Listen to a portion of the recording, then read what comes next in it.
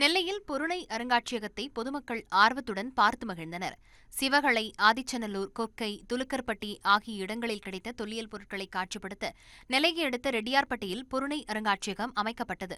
இந்த அருங்காட்சியகத்தை கடந்த சனிக்கிழமை முதலமைச்சர் ஸ்டாலின் திறந்து வைத்த நிலையில் செவ்வாய்க்கிழமை முதல் பொதுமக்கள் பார்வைக்கு அனுமதிக்கப்படுகிறது.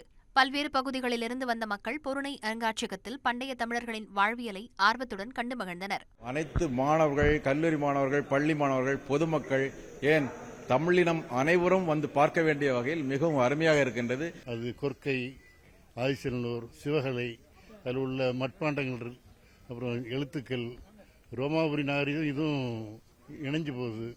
மிக நல்ல ஒரு வீடியோ அது. இல்ல, இரும்போட காலத்தை நம்ம உறுதியா தெரிஞ்சுக்கிட்டோம்ல.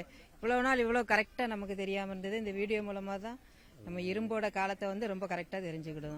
உண்மைக்குமே சொல்றேன், நம்ம தமிழரோட பண்பாடு எல்லாமே இவ்வளவு உன்னிப்பா இவங்க எடுத்திருப்பாங்கன்னு சத்தியமா நான் நினைக்கல. ரொம்ப பிரம்மாண்டமா எல்லாம் பண்ணிருக்காங்க. எல்லா குழந்தைங்களுமே ஆக்சுவலி பார்க்க வேண்டிய ஒரு இடம். அருங்காட்சியகத்தின் திரையரங்குகளில் தமிழர் பண்டைய நாகரிகத்தை மக்கள் கண்டு ரசித்தனர். இளம் தலைமுறையினருக்கு எளிதில் புரியும் வகையில் விளக்கப்படங்கள், தொழில்நுட்ப காட்சிகளுடன் அருங்காட்சியகம் அமைக்கப்பட்டுள்ளது.